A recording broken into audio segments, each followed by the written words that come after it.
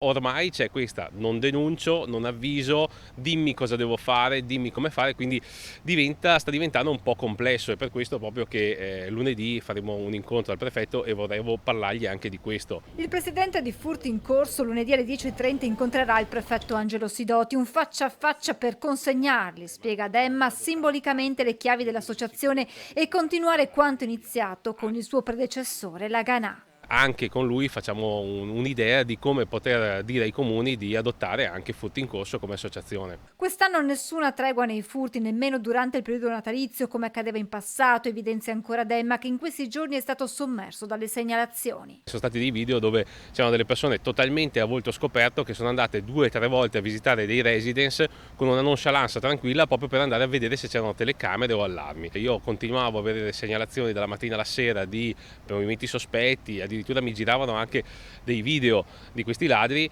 e per fortuna ho consigliato di portarli subito alle forze dell'ordine. Sono sempre più i cittadini che decidono di non denunciare o segnalare a polizia e carabinieri movimenti sospetti, spiega il presidente di Furti in Corso. Sappiamo che le forze dell'ordine fanno il possibile e l'impossibile per garantire la sicurezza, ma tra le persone c'è una sfiducia nel sistema.